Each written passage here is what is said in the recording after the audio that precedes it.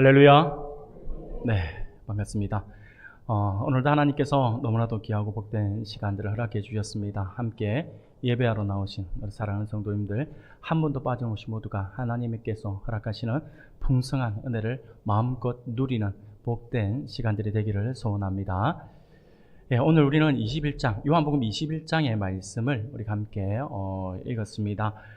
요한복음 21장은요, 요한복음의 결론과 같은 마지막 부분이니까 결론이라고도 이야기해도 되겠죠. 결론에 대한 해당하는 그러한 부분이라고 할 수가 있습니다. 갈릴리의 디베라 바다를 무대로 하여서 부활하신 예수님과 제자들이 만나는 그러한 장면을 다루고 있는 그러한 말씀입니다. 그런데 사실 우리는요, 요한복음의 말씀을 보다 보면 요한복음이 20장에서 종결되었다 해도 무방함을 우리가 보게 됩니다. 하나님의 아들의 구속 사역의 그 핵심이라고 할 수 있는 십자가의 순환과 그리고 부활의 기사가 이미 20장까지 모든 내용이 그 20장 안에 포함되어 있기 때문입니다. 무엇보다 이 21장의 내용을 우리가 가만히 묵상하다 보면 요한복음 전체적인 그 어떤 내용에 있어서 포함되지 않아도 될 것 같은 그러한 내용, 어떤 증거를 하는 내용이 아니라 증거의 개념보다는 무언가 변호를 하고 있는 듯한 그러한 느낌을 주고 있는 그러한 내용을 담고 있기 때문에 21장이 굳이 이렇게 있어야 되는가라는 생각들을 하게 된다라고 하는 거죠. 심지어 앞서서 요한복음 20장 31절에 보면 이렇게 말씀을 해요. 오직 이것을 기록함은 너희로 예수께서 하나님의 아들 그리스도이심을 믿게 하려 함이요 또 너희로 믿고 그 이름을 힘입어 생명을 얻게 하려 함이니라 라고 말씀을 하죠. 이 말씀은요, 요한복음의 기록 목적이에요. 요한복음의 기록 목적. 요한복음의 기록 목적을 이 요한복음 20장 31절에 이걸 기록함으로써 마치 20장에서 요한복음을 끝맺고 있는 듯한 그런 말씀을 하고 있기 때문에 21장의 말씀을 우리가 조금은 의문을 가질 수 있는 말씀으로 우리가 받아들일 수 있다라고 하는 거죠. 사랑하는 여러분, 그러면 요한은 왜 이 요한복음 전체의 내용에 있어서 포함되지 않아도 전혀 무방할 것 같은 그러한 다른 복음서에는 전혀 없는 그러한 디베라 바다에서의 사건을 따로 한 장이라고 하는 이 한 장을 할애해서 중요하게 말씀을 하고 있는 것일까요? 그래서 요한복음을 21장으로 그렇게 20장으로 끝내도 될 거를 21장으로 늘려 두었을까요? 그것은 우리 주님이 부활하시고 부활 승천하시고 난 이후 당시 사회에 나타난 몇 가지 의문들에 대해서 많은 사람들이 오해를 함으로 인해서 잘못된 소문들이 퍼져나가게 됩니다. 그렇게 잘못된 소문이 퍼져나감으로써 주님의 부활을 직접 목격하고 경험한 자로서 이러한 오해에 대해서 바르게 정리해 주어야 할 그런 사명을 가지고 있었기 때문에 그가 말씀을 정리해서 바로 요한복음 이후에 다음에 이렇게 한 장을 기록해서 요한복음의 21장에 이렇게 부록 형식으로 집어넣어 둔 것이다 라고 할 수가 있습니다. 그러므로 오늘 이 시간에는요, 이 요한복음 21장의 말씀 전체의 말씀을 통해서 당시에 많은 사람들에 의해서 제기되었던 그 의문으로 인해 생긴 오해가 무엇이며 그 오해에 대해서 요한이 어떻게 변호를 하고 있는지에 대해서 우리가 함께 살펴보면서 하나님의 은혜를 나누고자 합니다. 사랑하는 성도 여러분, 오늘 본문에서 우리 가졌던 당시의 사람들의 의문들을 한 3가지 정도로 정리해 볼 수 있고요. 그 3가지를 요한이 또 이렇게 정리를 해서 하나하나 조목조목하게 이게 변호를 하고 있는 모습을 볼 수가 있어요. 첫 번째 의문은 무엇이었냐면 1절부터 14절까지의 내용에서 그 내용을 담고 있어요. 어떤 의문이었냐면 예수님의 부활에 대한 의문을 가지고 있었다라고 하는 거죠. 예수님의 부활에 대해서 사람들이 의문을 가지고 또 많은 사람들이 오해를 하고 있었다라고 하는 것입니다.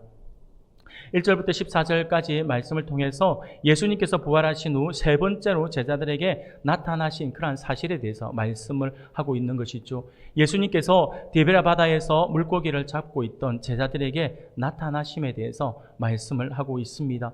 당시의 사람들은요, 예수님의 부활 소식에 대해서 사람이 어떻게 죽었다가 다시 살아날 수 있는가라고 하는 그런 의문을 가집니다. 실제로 이런 일이 있을 수 있는가라고 하는 의문을 가진 것이죠. 이것은요, 뭐 굳이 우리가 과거 주님이 부활하신 그 시대의 상으로 우리가 들어가 보지 않아도 지금 우리 시대도 마찬가지일 겁니다.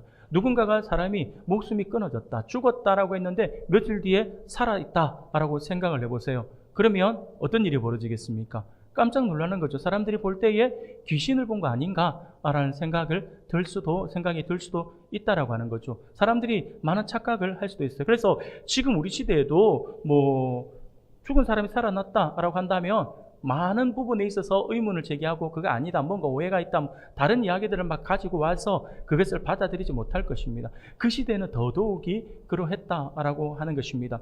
부활에 대하여 받아들이지 못하는 사람들이 많았습니다. 뿐만 아니라 제자들이, 그리고 예수님을 목격한 사람들이 예수님을 너무 그리워하던 나머지 그의 환상을 보거나 착각 속에 빠져 있었다라고 오해를 하는 사람들이 많이 늘어나기 시작했다라고 하는 거죠. 이에 요한은 제자들이 환상을 본 것이 아니라 예수님의 육체적 부활이 명백한 사실이다라고 하는 것을 증거하기 위해서 1절부터 14절까지의 말씀을 통해서 예수님의 부활에 대한 목격담을 상세히 언급하고 있다라고 하는 거죠. 많은 사람들이 예수님의 부활을 목격한 사람들이 많잖아요. 대화도 나누었고 직접 실제적으로 경험한 사람들이 많은데 대부분의 사람들이 정리를 할 때 그거 틀림없이 너희들이 착각을 한 거야. 예수님은 환상을 보든지 아니면 뭐 자다가 얼떨결에 꿈을 꾸었든지 아니면 단체를 어떤 뭐 체면에 빠져가지고 안 본 거를 그냥 환상 같은 거를 본 것으로 착각하고 있다든지 이렇게 영으로 보았을 것이다 이런 식으로 그렇게 이야기를 하면서 그것을 받아들이지 않으려고 하는 그 상황 속에서 예수님 부활을 직접 목격했던 그가 이 목격담을 너무나도 상세하게 설명을 함으로써 주님의 부활은 사실이다라고 하는 것을 지금 증거하고 있는 거죠. 자신들이 갈릴리에서 고기를 잡으러 갈 때에 같이 간 사람들이 누구인지를 지금 명확하게 언급을 하고 있어요. 뿐만 아니라 밤새도록 고기를 잡지 못했으나 주님이 구체적으로 배 오른편에 그물을 던질 것을 말씀하셨고 그 말씀대로 던졌더니 물고기가 많아 그물을 들 수 없을 정도의 고기를 잡았다라고 이야기합니다. 너무나도 구체적으로 지금 이야기를 하고 있는 것이죠. 심지어 그때 잡은 물고기의 수가 큰 물고기로 153마리였다라고 구체적으로 숫자를 지금 언급하고 있기도 하다라고 하는 거죠. 그리고 무엇보다 주님이 아침 식사를 준비해 주시고 주님과 제자들이 다 함께 그 식사를 했다라고 하는 그러한 말씀을 하는 것이죠. 환상이나 영을 본 것이라고 한다면 식사를 할 수 없었을 것인데 함께 식사를 했다라고 하는 이 사실을 들어서 주님의 육체적 부활이 사실이다라고 하는 것을 지금 이야기하고 있는 것입니다. 또한 그 자리에 있었던 제자들은 모두 그분이 지금 그들과 함께 식사를 하는 이분이 누구이신지를 다 알았기 때문에 어느 누구도 감히 당신 누구신가요? 라고 당신이 누구이신지 묻는 사람이 없었다라고 이렇게 언급을 하고 있습니다. 거기에다가 요한은요 14절 말씀에서 이렇게 말씀을 합니다. 이것은 예수께서 죽은 자 가운데서 살아나신 후에 세 번째로 제자들에게 나타나신 것이다 라고 이렇게 말씀을 하고 있습니다. 곧 지금까지 이야기한 이 모든 사실이 분명하다라고 하는 것을 더욱 강하게 표현하기 위해서 세 번째 제자들에게 나타나신 것이다 라고 정확한 숫자로 기록해서 남김으로써 예수님의 부활은 환상이나 착각에 빠진 사람들에 의해 만들어진 허황된 이야기가 아니라 구체적으로 육체적인 부활을 하셨다라고 하는 것, 육체적 부활이 확실하다라고 하는 것을 이렇게 강조하기 위해서 함께 식사까지 하셨다라고 이야기를 하고 하면서 부활은 명백한 사실이다라고 이렇게 이야기를 하고 있는 것입니다. 그러면 여기서 세 번째로 제자들에게 나타나신 것이다라고 했잖아요. 그러면 주님이 정말 세 번만 나타나셨을까? 여기서 우리가 오해를 하시면 안 됩니다. 여기서 요한이 세 번째로 제자들에게 나타나신 것이다라고 하는 것은요, 예를 들면 마리아에게도 나타나시고 또 여러 사람들에게도 나타나시는 장면들이 있잖아요. 그런 장면을 다 앞에 와서 예수님이 세 번밖에 안 보이셨나라고 착각을 할 수 있는데 그게 아니라 제자들이 여하튼 다 모였던 작게 모였던 간에 제자들이 모여 있는 장소에 세 번째로 오셨다라고 하는 거예요. 첫 번째는 여러분들 잘 아시는 것처럼 도마가 없을 때에 예수님 오셨잖아요. 그리고는 도마가 믿지 못해서 도마가 있을 때 예수님 다시 한 번 더 오셨잖아요. 두 번이죠. 그리고 여기에 세 번째로 제자들 함께 모여 있을 때에 이렇게 오셨다, 만났다 이렇게 이야기를 하고 있다라고 하는 거죠. 사랑하는 여러분, 예수님의 부활은요 그냥 사람들이 만들어낸 허황된 이야기가 아닙니다. 예수님의 부활은 명백한 사실입니다. 예수님의 영이 나타난 것이 아니라 예수님의 죽었던 육체가 다시 회복하여서 부활하셨다라고 하는 사실은요, 명백한 사실이고 그것은 진리이고 바뀌지 않아요. 우리가 아무리 뭐 부활했니 부활 아니니 우리끼리 아무 논의를 할 필요가 없어요. 논의를 해봤자 아무 소용없어요. 왜냐하면 주님의 부활은 사실이니까요. 그것은요, 우리가 뭐 주님이 부활을 하셨다 해서 부활하시고 부활 안 하셨다 해서 부활 안 하신 것이 아니에요. 우리가 아무리 이야기를 한들 아무 소용이 없어요. 주님의 부활은요, 명백한 사실이다라고 하는, 그것을 지금 요한이 강조를 하고 있는 것입니다. 뿐만 아니라 요한은요, 갈릴리에서 부활하신, 이 디베라 바다에서 부활하신 주님을 다시 만난 이 이야기를 통해서 주님의 부활은 분명한 사실이며 자신을 포함한 제자들이 다시 주님의 부르심의 그 목적을 새롭게 깨닫는 계기가 되었다라고 하는 사실을 지금 강조를 하는 거죠.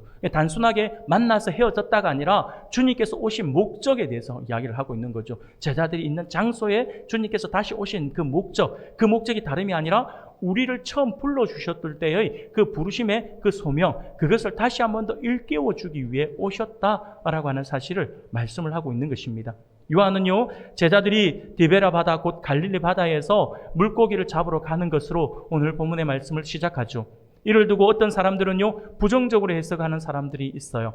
제자들이 예수님의 부활을 믿지 못하고 부활하신 주님을 온전히 믿지 못하고 그저 자기네들이 고향으로 돌아가서 그냥 마치 아무 일 없었다든지 3년간 그들이 꿈을 꾼 그 세월을 보낸 것처럼 마치 아무 일 없었다는 듯이 옛 생활로 돌아갔다라고 그렇게 이해를 하면서 제자들에 대해서 부정적으로 해석을 하고 부정적으로 이야기하는 분들이 많이 있습니다. 그러나 말씀을 가만히 묵상하면요, 실상은 그렇지 않습니다. 실상은요, 제자들이 고기를 잡이를 하러 간 것은 그냥 일상으로 돌아가서 예수님의 그 3년간의 사역들, 예수님께서 몸소 보여주셨던 그 제자로서의 삶, 그리고 주님이 불러주신 그 소명, 그 모든 것들 잊어버리고 그냥 그 모든 것이 주님이 돌아가셨기 때문에 다 잊어버리고 마치 3년이라는 시간이 꿈을 꾼 시간처럼 흘려보내고 나서 그냥 일상생활로 다시 돌아와서 과거에 아무 일 없었다는 듯이 과거의 모습을 가졌다라고 하는 모습으로 이렇게 해석되어지는 것이 아니라, 그렇게 한 모습을 보이기 위해서 조기 잡이를 하러 간 것이 아니라, 이것을 어떻게 보면 이 부정적으로 볼 것이 아니라 제자들이 주님께서 하신 약속의 말씀을 기억해서 지금 모여 있는 것이다라고 할 수가 있는 거예요. 쉽게 말씀을 드리며 마태복음 28장 7절 말씀을 보면 이렇게 말씀을 해요. 또 빨리 가서 그의 제자들에게 이르되 그가 죽은 자 가운데에서 살아나셨고 너희보다 먼저 갈릴리로 가시나니 거기서 너희가 배우리라 하라. 보라 내가 너희에게 일렀느니라 하거늘이라고 말씀을 하죠. 그리고 마가복음 16장 7절에도 보면 이렇게 말씀을 해요. 우리가 같이 한번 읽어보겠습니다. 같이 읽겠습니다. 시작.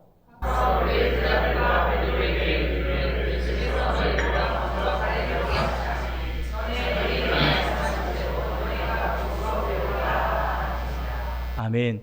주님께서 이미 살아생전에 제자들에게 또 이야기하셨고, 그리고 부활하시고 난 뒤에도 갈릴리에서 다시 보자라고 하는 말씀을 하신 거죠. 갈릴리에서 이 재회의 약속을 제자들이 기억하고 갈릴리로 돌아가 주님을 기다리던 중 생계 문제를 해결하고 무료함을 달래기 위해서 취한 행동으로 보는 것이, 이 고기잡이 하러 가는 것을 그렇게 보는 것이 옳다라고 하는 것입니다.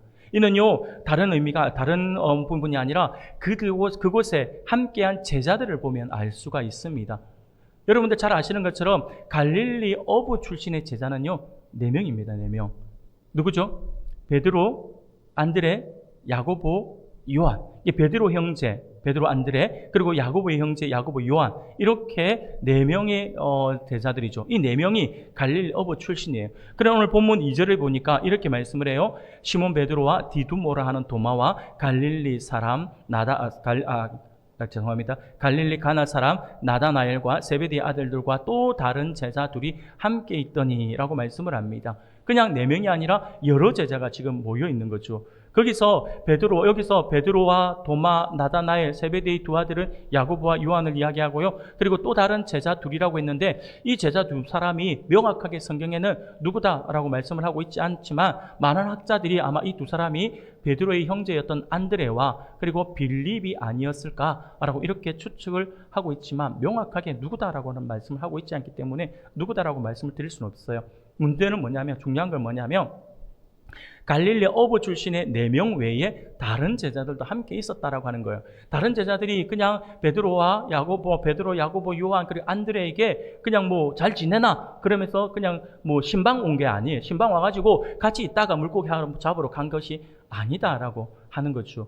이 제자들이 함께 있었다라고 하는 것은요, 바로 함께 있었다라고 하는 사실은 그들이 지금 어떤 목적을 위해서 함께 모여 있는 생활을 하고 있었다라고 하는 거죠. 그런데 3절에 보면 시몬 베드로가 나는 물고기 잡으러 가노라 하니 그들이 우리도 함께 가겠다라고 말씀을 합니다. 바로 이 말씀으로 모아서 볼 때에 베드로가 너무나도 쉽게 나는 물고기 잡으러 간다라고 하는 것이 그냥 그물 하나 들고 낚싯대 하나 들고 나 꼭 낚시하러 갈래? 라고 하는 것이 아니라 배를 띄워서 고기를 잡으러 가겠다. 밤새도록 고기를 잡았다 하잖아요. 가겠다라고 한 거잖아요. 그 말은 바로 지금 베드로가 이 말을 쉽게 할 수 있었다라고 하는 것은 지금 이곳이 베드로의 집이었을 것이다라고 추측을 할 수가 있습니다. 종합해 보면요, 제자들이 예수님 예루살렘에서 갈릴리를 와서 갈릴리에 있던 베드로의 집에 머물면서 함께 공동 생활을 하고 있었다라고 우리가 하는 것 사실을 우리가 추측할 수가 있다라고 하는 거죠. 무엇보다 이들을 주님이 만났잖아요. 다시 주님이 만났어요.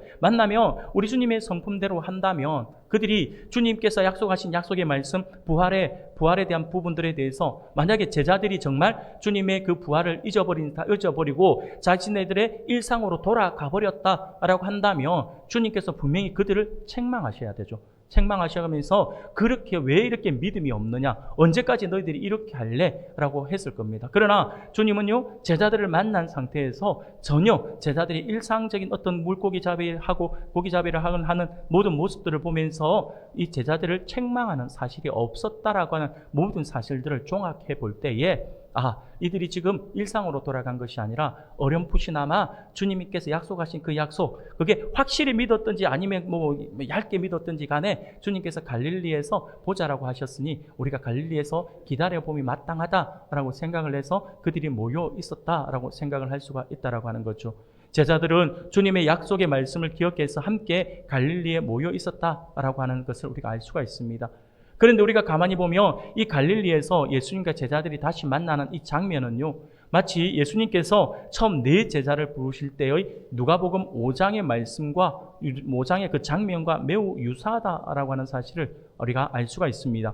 예수님께서 처음 제자들을 부르신 것도 갈릴리 바다였으며 제자들은 그때도요 밤새도록 고기 잡이를 했으나 한 마리도 잡지 못하다가 주님의 지시에 순종해서 그물을 내렸을 때에 그물이 찢어질 정도로 많은 고기를 잡은 바 있었지 않습니까? 그 모든 말씀들을 우리가 보면 오늘 본문에 등장하는 말씀과 너무나도 유사한 일이 발생했다라고 하는 사실을 우리가 알 수가 있습니다. 요한이 굳이 이 말씀을 지금 기록하고 있는 목적이 있다라고 하는 거죠. 사랑하는 성도 여러분, 바로 이게 조금 전에 말씀드린 것처럼 처음 하나님께서 자기네들을 불러주신 그 소명을 다시 일깨워 주시는 한 장면이라고 할 수가 있습니다. 어떻게 보면 이러한 장면은요, 그렇게 고기잡이의 이 장면들은요, 매우 중요한 장면이라고 할 수가 있습니다. 이 사건은요, 주님께서 제자들에게 사람 낚는 어부로서의 소명을 새롭게 불러일으키기 위해서 의도적으로 섭리하신 사건이라고 할 수가 있습니다. 주님은요, 갈릴리 바닷가에서 처음 제자들을 부르실 때에 그들에게 고기 낚는 어부가 아니라 사람을 낚는 어부가 되게 하시겠다라고 그렇게 말씀을 해주시면서 나를 따르라 라고 하셨어요. 그리고 예수님께서는 그들과 3년간 함께 생활하시면서 복음의 내용을 충분하게 몸소 보여주시며 친히 가르쳐 주셨습니다. 그런 예수님께서는 이제 승천하시기에 앞서서 제자들을 처음 부르실 때의 그 상황과 유사한 상황을 만들어 두심으로써 제자들로 하여금 그들이 처음 소명받은 그 목적을 새롭게 깨닫게 하시고 사람 낚는 어부로서의 본격적인 사명을 감당하도록 그것을 지금 요구하고 있는 것이다 라고 하는 것이죠.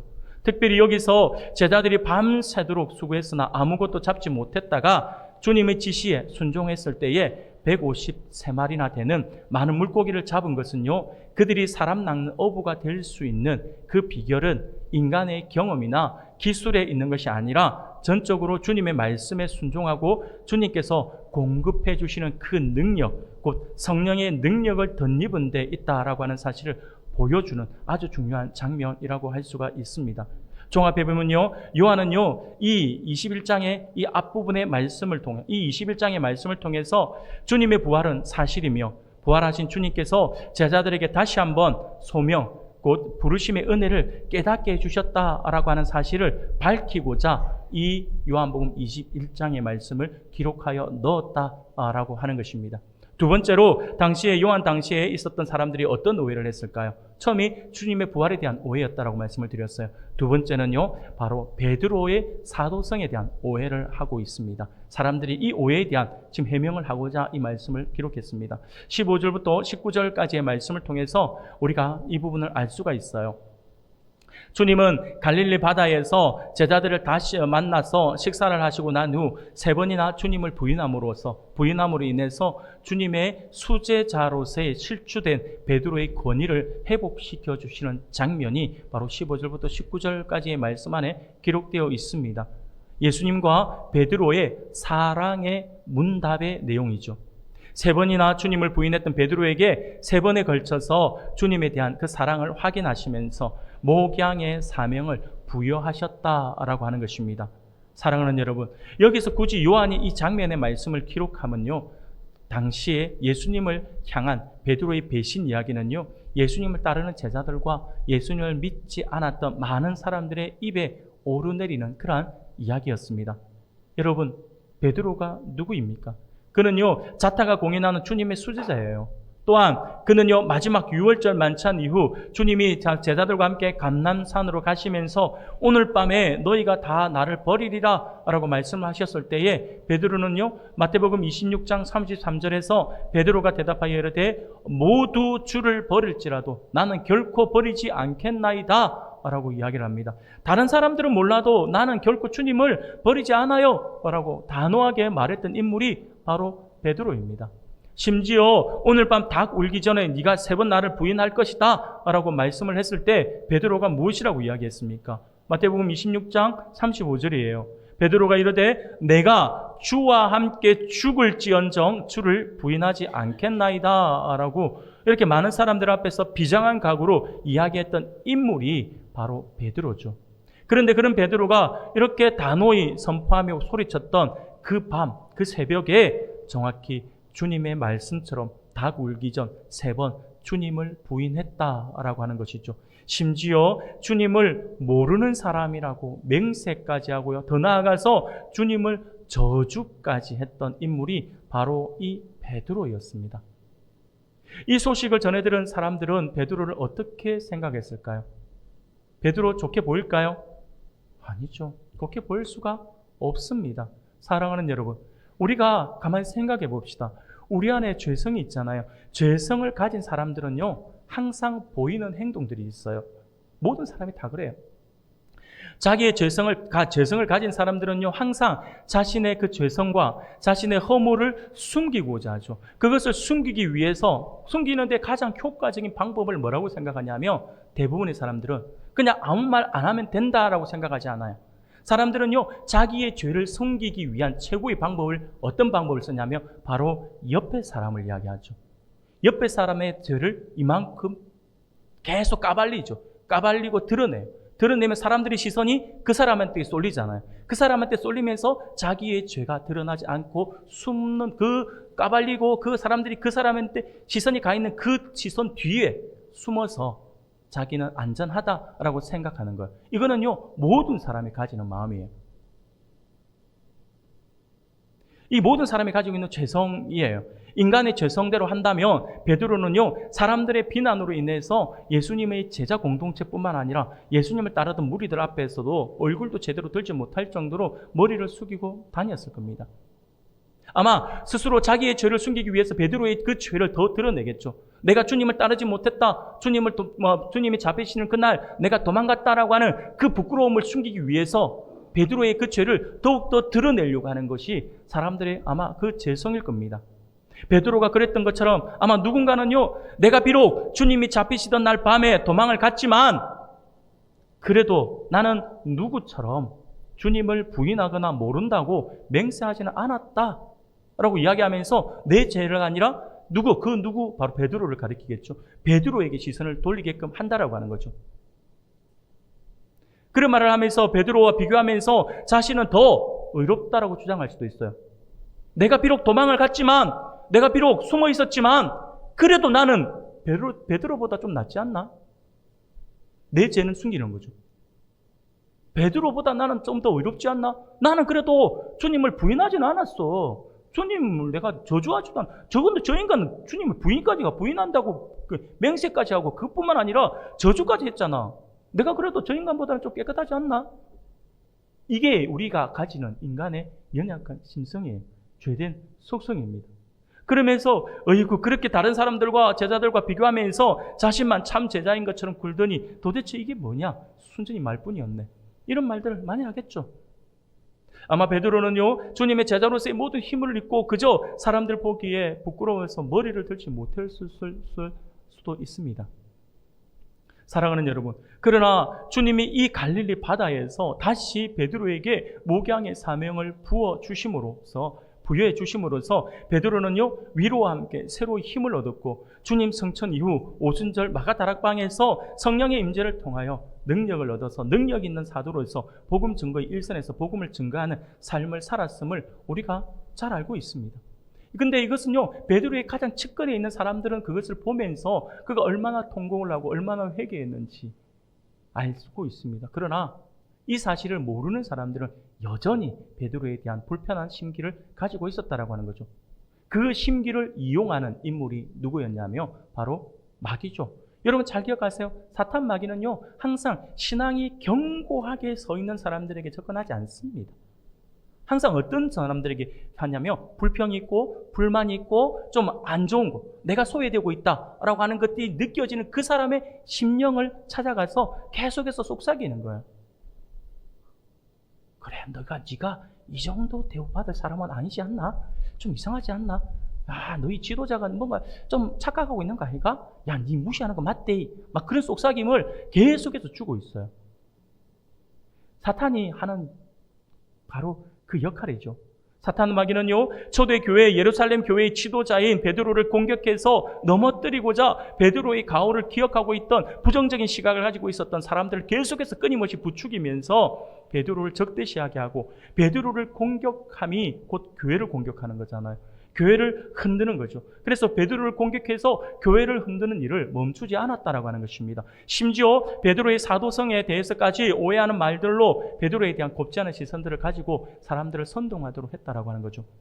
예수님의 수제자라고 하면서 예수님을 3번이나 부인하고 심지어 그를 저주까지 했던 자가 어떻게 다시 사도로서 그리고 교회의 지도자로서 우리 앞에 서서 감히 가르치는 그 사역을 행할 수 있는가? 나는 베드로에게 못 배우겠어. 막 이렇게 하게끔 만든다라고 하는 거죠. 베드로를 끊임없이 부끄럽게 한다라고 하는 거죠. 베드로가 앞에서 여러분 열심히 합시다. 그러면 아마 속에서 그런 말 할 수도 있어요. 뒤에서. 니나 잘하세요. 네가 어떤 짓을 했는지 내가 다 아는데 막 이런 이야기를 하면서 얼마나 힘들겠습니까? 사랑하는 여러분. 그러나 그런 여러 가지 이야기들, 자기를 비난하는 그러한 이야기들 속에서 베드로는요, 전혀 반론을 제기할 수가 없었을 겁니다. 왜냐하면 어찌되었든 간에 베드로 본인이 생각할 때는요, 그 모든 이야기는 사실이니까요. 자기가 생각할 때 부끄러운 그 일이잖아요. 그래서 그는요, 아무 변명도 하지 않은 채 그저 묵묵히 머리를 숙인 채 주어진 그 사명을 감당했을 것이다라고 하는 거죠. 그로 인해서 주님이 다시 목양에 대한 사명을 베드로에게 부여해 주셨다라고 하는 사실을 목격한 사람이 바로 요한이잖아요. 그래서 요한은 이대로는 안 되겠다라고 하는 거죠. 요한이 베드로의 사도성과 주님을 향한 베드로의 사랑을 확인하신 후에 그러면서 너무나도 구체적으로 어떻게 목양의 그 권한을 하나님께서 부여해 주셨는지를 너무나도 세세하게 지금 기록하고 있는 거죠. 내 어린 양을 먹이라, 내 양을 치라, 내 양을 먹이라 라고 하는 3번에 걸쳐서 주님께서 베드로에게 목양에 대한 그러한 사명을 주셨음에 대해서 적극적으로 변호하고자 그 사실을 이렇게 기록하고 있다라고 하는 것입니다. 요한은 베드로가 비록 3번이나 예수님을 부인했을지는 모르지만 예수님께서는 그런 그를 직접 찾아오셔서 베드로를 예수님께서 직접 세워주셨기에 그의 사도로서의 권위, 목회자로서의 권위를 부인할 수 없으며 그 누구에게도 도전을 받아서는 안 된다라고 하는 사실을 언급하고 있다라고 하는 것이죠. 그러면서 요한은요 18절 19절에서 이렇게 이야기를 합니다. 내가 진실로 진실로 내게 이르노니 네가 젊어서는 스스로 띠띠고 원하는 곳으로 다녔거니와 늙어서는 내 팔을 벌리리니 남이 내게 띠띠우고 원하지 아니하는 곳으로 데려가리라. 이 말씀을 하시면 베드로가 어떠한 죽음으로 하나님께 영광을 돌릴 것을 가리키심이더라. 이 말씀을 하시고 베드로에게 이르시되 나를 따르라 하시니라고 말씀을 합니다. 이는 비록 베드로가 순간의 두려움으로 예수님을 부인하는 경우가 있었지만 다시금 예수님께서 그를 불러 세워주셨고 앞으로 복음의 증인으로서 주님을 위해 목숨 바쳐 순교함으로 하나님께 영광을 돌려드릴 것이다 라고 하는 사실을 언급하고 있는 것이죠. 그래서 베드로가 주님을 향해서 그 전에 감난산으로 가는 그 길에서 내가 주와 함께 죽을지언정 주를 부인하지 않겠습니다 라고 했던 그 베드로의 그 고백이 허언이 아니었다라고 하는 것을 이야기하는 거죠. 나중에 베드로는 순교까지 하며 주님께 영광을 돌려드리게 될 것이다 라고 이야기를 하는 거죠.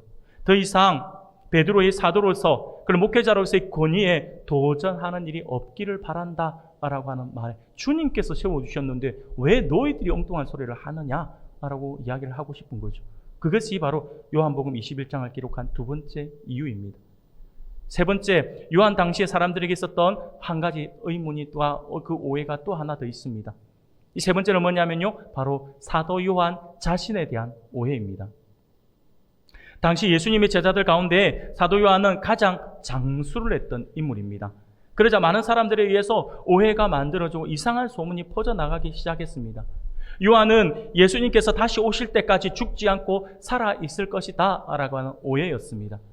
그런데 이런 오해가 생긴 것은요, 다름이 아니라 바로 예수님이 하신 말씀 때문이었어요. 당시 디베라 바다에서 예수님께서 베드로를 다시 부르시고 세우시는 그 과정에서 베드로를 향해서 순교를 통하여 하나님께 영광을 돌릴 것이다 라고 하는 사실에 대해서 말씀을 하시잖아요. 그 말씀을 하시자 베드로가 그 이야기를 듣고 돌아보니까 그냥 딱 자기 눈에 들어온 사람이 요한이었던 거죠. 사도 요한이었습니다. 그래서 이 요한을 향해서 주님께 물어봅니다. 주님, 그럼 이 사람은 어떻게 될까요? 라고 물었던 거죠. 그러자 주님께서 22절에서 이렇게 말씀을 하는 거예요. 우리가 같이 한번 읽어봅시다. 같이 읽겠습니다. 시작.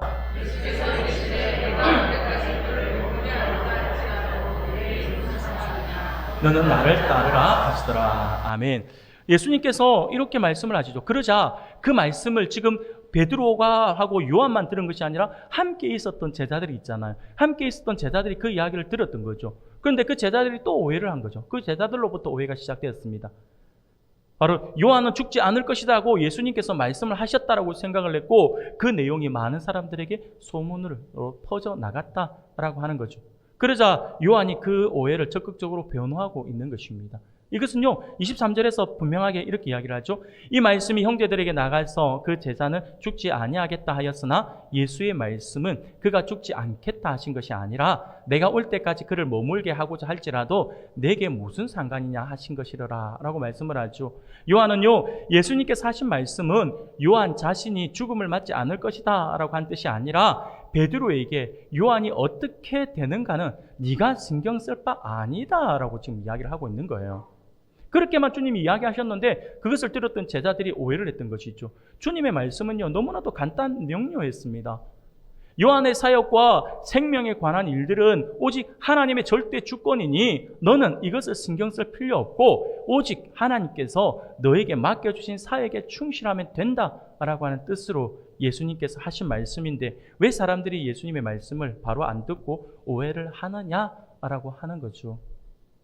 베드로의 특기가 그랬던 것 같아요. 베드로가 주님께서 부인할 것이다, 너희들이 나를 버리고 도망갈 것이다 라고 했을 때에 베드로는요, 나는 절대 안 그럽니다 라고 이야기한 것이 아니라 옆에 제자들을 바라보면서 다 주를 버릴지라도 나는 안 그럽니다. 베드로는 항상 옆에 사람들에 대한 관심이 있었던 것 같아요. 그 사람들보다 나 이렇게 본 것 같아요. 그래서 네가 앞으로 이제 순교로 하나님께 영광 돌려드릴 거야 했더니 내가 그렇게 순교한다고? 그럼 이 사람들은요? 이 사람 어떻게 되는데요? 그 요한을 향해서 이 사람은요? 라고 물어보니까 예수님께서 아마 답답하셨을 것 같아요. 아니, 걔를 내가 조금 더 오래 쓰고 내가 더 길게 두고, 아니 심지어 내가 다시 올 그때까지 살려놓든 말든 그게 니하고 뭔 상관인데, 니는 그냥 너에게 주어진 사명만 가지고 그 사명에 충실해라 이거잖아요. 사랑하는 여러분, 이게 오늘 우리에게 주어지는 메시지가 매우 큽니다. 오늘날 많은 사람들이 이런 부분에 오해를 해요. 자꾸 하나님과 나하고의 관계 안에서 바른 사명, 하나님께서 나를 불러주셨고 그 소명에 따라서 내가 나와서 하나님께서 주신 사명을 이루기 위해서 달려나가는데, 많은 사람들이 착각하고 오해하는 게 뭐냐면 옆에 사람을 자꾸 쳐다보는 거예요. 저 사람은 왜 안 해? 저 사람은 왜? 저 사람은 뭐지? 저 사람은 요? 라고 하는 사람이 너무나도 많다라고 하는 거죠. 아니, 주님께서 나에게 이것을 맡겨주셨으면 그 사람은 나에게 힘들고 어려운 일을 맡겨주시고 옆에 있는 사람을 좀 편하게 맡겨줬으면, 하나님 저는 이런데 이 사람은 왜 이래요? 이렇게 하면 주님께서 분명히 그렇게 말씀하시는 거예요.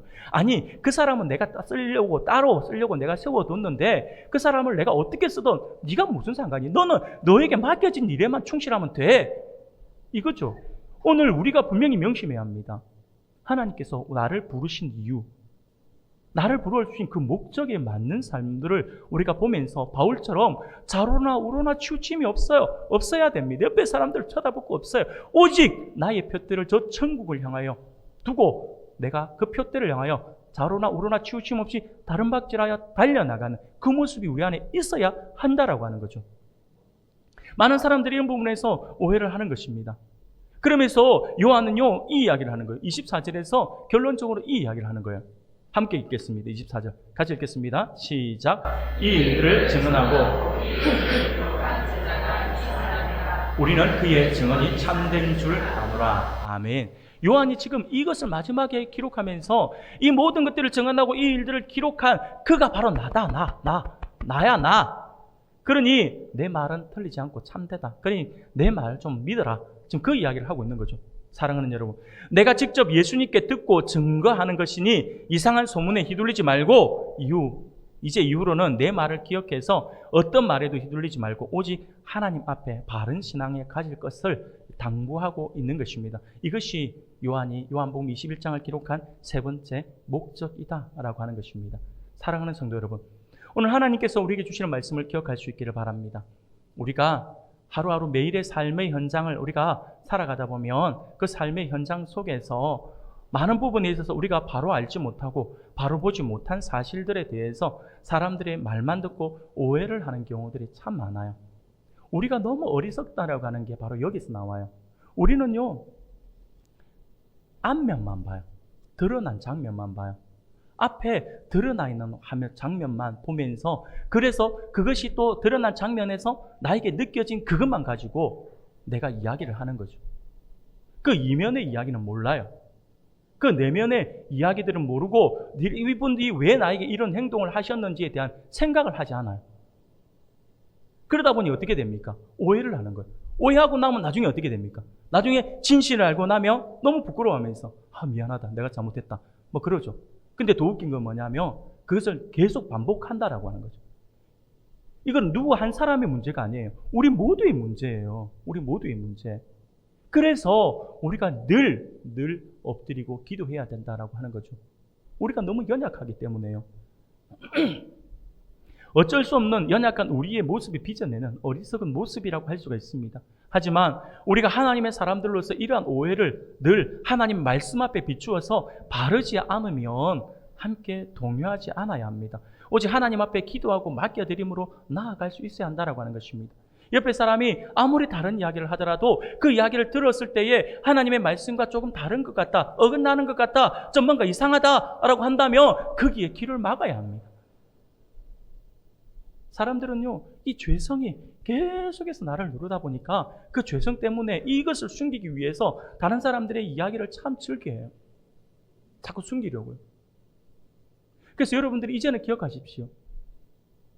뭐 좀 우스갯소리로 들려질지 모르겠지만, 옆에서 누군가가 안 좋은 부정적인 이야기, 옆에 사람 누군가를 비난하는 이야기가 들려지면, 아, 이 사람은 자기가 숨기고 싶은 뭔가 있는가 보다 라고 생각하시면 됩니다.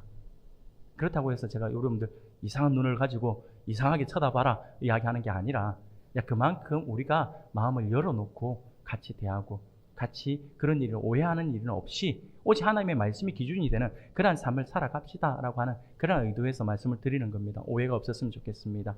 사랑하는 여러분, 그리스도인으로서 바른 신앙의 모습을 가져야 합니다. 그 바른 신앙의 모습은요, 다름이 아니에요. 바로 기도하는 거예요. 예배가 우선이 되는 삶이죠.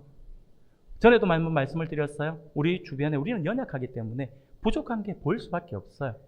목회자도요, 마찬가지예요. 성도들도 마찬가지고요. 교회 안에 직분을 가지고 있는 우리 장로님, 권사님, 우리 안수 집사님, 모든 집사님들, 그리고 앞에 서는 리더들 다 마찬가지예요. 다 연약한 존재들이죠. 그렇기 때문에 우리에게 불편한 모습이 보일 수밖에 없어요. 좀 연약한 모습이 보여요. 그 전에도 한번 말씀을 드렸잖아요. 하나님께서 왜 우리에게 좀 부족한 모습들, 모자라는 모습들, 좀 안 좋은 모습들 보이게 하시는 걸까요? 그를 비난하라고 보여주신 것이 아니라 기도하라고. 이 작은 모습이 보이면 하나님께서 지금 나의 기도를 필요로 하는구나 라고 생각해서 그의 연약함을 놓고 우리가 앉아서 막 비난할 것이 아니라 기도하자고요. 그런데 기도할 때도 좀 불편한 모습들이 보이는 그 기도는 조용히 하세요. 조용히 기도하셔야 됩니다. 예전에 제가 알고 있는 어느 분이 어느 안 좋은 모습을 보면서 기도한다고 와가지고 기도를 하는데, 새벽에 와가지고 기도를 하는데 뭐라고 하냐면, 그때 그 대상이 우리, 이런 말씀 드리기 좀 부끄럽고 미안하지만 우리 목사님이셨는데, 목사님에 대한 불편함을 갖고 있었는데, 새벽에 딱 기도하고 있다가 사람들 다 가고 나서 목사님 혼자 딱 남아있을 때 저 뒤에 앉아 기도하는데, 아버지, 우리 목사님 정신 차리게 해주시고, 소리를 얼마나 큰 게 우리 목사님 바르게 또 목회하게 해주시고, 우리 목사님 욕심을 버리게 해주시고, 이러지는 마시라고요. 그거는 들으라고 하는 소리잖아요. 그거는 기도가 아니에요. 여러분, 그렇게 기도하지 마시고, 기도할 때 우리가 정말 진심 어린 마음에서 사랑하는 마음으로 우리가 서로를 위해서, 목회자는 여러분들은 목회자 또 성도님들은 성도님들을 서로 좀 부족한 부분들이 모이고, 좀 부족한 부분들이 있더라도 우리가 비난할 것이 아니라, 이분은 지금 우리의 기도가 필요하구나 라고 생각해서 더욱더 기도한 모습을 우리가 가질 수 있길 바랍니다. 그게 그리스도인의 바른 신앙의 모습이고, 아름다운 교회 공동체의 아름다운 교회 공동체로 나아가는 진정한 모습이다라고 하는 사실을 기억할 수 있기를 바랍니다. 사랑하는 성도 여러분, 그러므로 오늘 하나님께서 우리에게 주시는 말씀을 우리가 기억해서 오직 하나님의 말씀, 예수님의 말씀에만 우리가 집중을 하면서 그 말씀에 엎드리고, 또한 그 말씀을 붙들고 기도하면서 하나님께 칭찬을 받고, 더 나아가서 삶의 현장에서 풍성한 그런 삶의 열매를 맺어 나아감으로 하나님을 더욱더 영화롭게 해드리는 우리 모든 성도님들이 다 되시기를 주님의 이름으로 축원합니다.